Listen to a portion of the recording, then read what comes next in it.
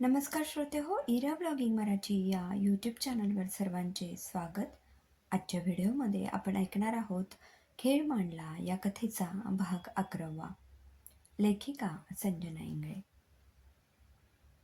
सागर आणि खुशी निरोप देऊन निघतात. खुशीला आता जरा जोर देऊन या प्रकरणाची माहिती काढायची असते, कारण आरोहीचा नवरा नकुल आणि ती खास मित्र असतात. आपल्या मित्राचा हा त्रास खुशीला बघवत नसतो. प्रमिलाकडे सर्व गुपित असतात, पण ती कुणाला कळू देणार नव्हती. आणि सागरला तिने वचन दिलं होतं की ही गोष्ट कुणालाही समजणार नाही याची काळजी घे. सागर आपल्या बहिणीच्या वचनाला पुरेपूर बांधील होता. चुकूनही त्याने आरोहीच्या बाबतीत घडलेल्या घटनेची वाच्यता केली नव्हती. मानव, आरवीचा वाढदिवस जवळ येतोय. काय प्लॅनिंग करायचंय? नेहमीप्रमाणेच. घरी तिचे मित्रमैत्रिणी बोलवायचे.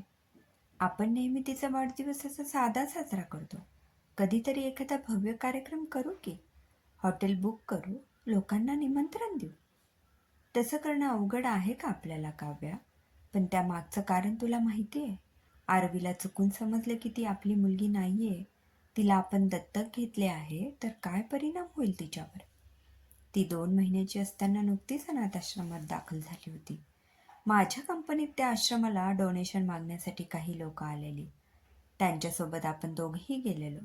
तिथे तुला ती दिसली आणि तुला राहवलं नाही. तू तिला घेऊन आलीस. मानव, मी तिला नंतर बघितलं, पण तुझं लक्ष मात्र सारखं तिच्याकडे जात होतं. तुझ्या डोळ्यात नकळतपणे आलेले अश्रू माझ्या नजरेतून सुटले नव्हते. याआधी मी कितीदा दत्तक मुलासाठी हट्ट केलेला, पण तू नकार दिलेलास. पण या मुलीला बघताच तू तिला छातीशी धरलं. खरंच चमत्कारच आहे. रक्ताची नाती नसली तरी हृदयाची नाती ठरलेली असावी. पण बघ ना, आरवीला बघून कुणीही म्हणणार नाही की ही आपली मुलगी नाही म्हणून. अगदी तुझ्यासारखी दिसते. काय योगायोग आहे ना? आणि हट्टीही माझ्यासारखीच आहे बरं का. गुण तर घेतलेच तिने तुझे.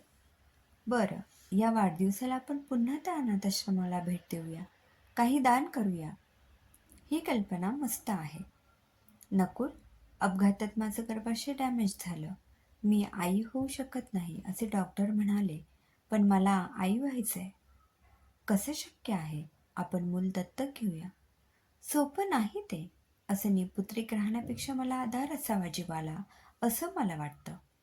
ठीक आहे, तू म्हणत असशील तर एका अनाथाश्रमात जाऊया आपण. नकुल सुमितला फोन लावतो. सुमित, तुझ्या अनाथाश्रमातून माहिती काढत होतास त्याचा पत्ता दे. माझे दोन्ही काम होऊन जातील. आरोहीच्या मनाचं समाधान आणि दुसरं त्या बाळाची काही माहिती आहे का ते. सुमित नकुलला पत्ता देतो. आरोही, नकुल, मानव, काव्या एकाच वेळी अनाथाश्रमात पोहोचतात. नकुल आरोही ऑफिसमध्ये असलेल्या माणसाशी बोलत असतात, तर दुसरीकडे मानव, काव्या आरवीकडून मुलांना खाऊ वाटत असतात. आरवी बाळा, आता त्या अंकललाही देऊन ये जा खाऊ. ऑफिसमध्ये बसलेल्या त्या माणसाला खाऊचे पॅकेट द्यायला आरवी जाते. आरोही तिला बघून चमकते. शरीरात काहीतरी लहरी वाहू लागतात. असं वाटू लागतं त्याचं शरीराचा एक दूर गेलेला अंश जवळ घुटमळतोय. आरोहीने कसलाही विचार न करता तिला जवळ घेतला आणि तिचे मुके घेतले. तिच्या डोक्यावरून हात फिरवला. आरोहीला स्वतःला समजत नव्हतं की ती असं का करते. ही तीच ना, सागरच्या लग्नाला आपल्याला भेटली होती ती? हो, खूपच गोड मुलगी आहे. आरवी तिथून जायला लागते तसं आरोहीचा जीव कळवळतो. ती तिच्या मागे जाते. आरवी मानवकडे जाताच मानव आणि आरोहीची नजरानजर होते. आरवी मानवच्या कडेवर बसते आणि आरोहीला जाणीव होते आरवी तिच्या हक्काच्या माणसाकडे गेली आहे ते. आरोही मागे वळते, पण मानव तिला अचानक बघून एकदम चकित होतो. तिच्याशी खूप बोलावंसं वाटतं. तिला खूप काही सांगावंसं वाटतं, पण नकुल तिच्या जवळ होता आणि शेजारी काव्या उभी. आरोहीला तर या सर्वाची काही एक कल्पना नव्हती. मानवकडे अनोळखी माणसागत बघून ती पाठ फिरवते. मानव, भूतकाळ विसर आता. काही उपयोग नाही त्याचा. काव्या मानवकडे बघून म्हणते. मानवने प्रामाणिकपणे काव्याला आपला भूतकाळ सांगितला होता. काव्यानेही मानवला त्याच्या भूतकाळासकट स्वीकारलं होतं. आरोही आपल्या आयुष्यात कधीही परत येणार नाही हे त्याला समजलं होतं आणि शेवटी आईने पसंत केलेल्या काव्याशी त्याने तडजोड केली होती.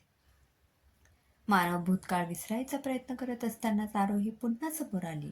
पण ती अनोळखी असल्यासारखी का वागते हे काही त्याला समजेना. इकडे नकुल त्या अनाथ आश्रमात चौकशी करतो. अमुक एका साली इथे 1-2 महिन्याची मुलगी दाखल झालेली याची माहिती त्याला हवी होती. भोंगळ कारभारामुळे नोंद काही व्यवस्थित नव्हती. तरीही नकुल सखोल चौकशी करत होता. हॅलो, प्रमिला ताई, आज आरोहीच्या घरी गेलेलो. आरोहीकडे? हो, तिचा नवरा नकुल खुशीचा मित्र आहे. कशी आहे आरोही? खुश आहे ना? तिला मागचं काही आठवत नाहीये ना? तिचा नवरा कसा आहे? सगळं व्यवस्थित आहे ताई, काळजी करू नकोस. व्यवस्थित करायचाच प्रयत्न केला होता मी काही वर्षापूर्वी. पण जाऊ दे ताई, भूतकाळ झाला तो. आता वर्तमानाकडे बघ आता. हो, पण भूतकाळातील खुणा वर्तमान काळात डोकावू पाहताय त्याचं काय? असं का म्हणते? आठवतंय का तुला 15 वर्षापूर्वीचा काळ? फ्लॅशबॅक. प्रमिला तिच्या घरात भाकरी थापत असते. सागर शेतीची कामं आटपून येतच होता.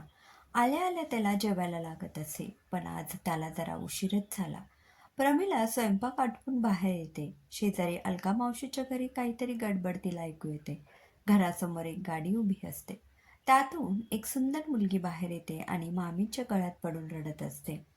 मामी, फार वाईट वागले ग आई बाबा माझ्याशी. बाळ, तू रडू नकोस. आम्ही आहोत ना. काय झालंय नक्की? नंतर सांगेन सगळं. आधी तू आत चल, हातपाय धु. मळ्यात अलका मावशी आणि प्रमिला अशी 2च घरं जवळ होती. कुणी नवीन पाहुणा आलाय म्हणून प्रमिला अलका मावशीच्या घरी गेली. मावशी, कोण ग? अगं, ही माझी भाची आहे बघ, आरोही. प्रमिला आरोहीजवळ गेली. आरोही कुठल्या तरी दुःखात आहे हे तिला समजलं. तिने मायेने आरोहीचा हात धरला. कुणी नसलं तरी तुझी ही मैत्रीण तुझ्याजवळ असेल. प्रमिलाने झटक्यात आरोहीशी मैत्री केली. काय करणार? गावात या दोन्ही कुटुंबांना एकमेकांचाच आधार होता आणि समवयस्क म्हणून या दोघींचं चांगलं पटायला लागलं. आरोही आता प्रमिलाकडे येत जाऊ लागली. प्रमिलाजवळ आपली असल बोलून दाखवावी असं आरोहीला नेहमी वाटे, पण तिला काय वाटेल हे ऐकून याचा विचार करत ती मौन बाळगे. महिना उलटला. प्रमिला आणि आरोही घट्ट मैत्रिणी झाल्या. दुपारच्या वेळी आरोही प्रमिलाकडे गेली असता तिला अचानक मळमळ होऊ लागली. प्रमिलाने तिला आधार देत पाठ टेकायला लावली. जेवण कमी जास्त झालं का ग? इकडचं पचत नसेल तुला. नाहीतर पाणी बदल झाला म्हणून. आरोही सुन्न झालेली. या महिन्यात मला पदर आलेला नाही.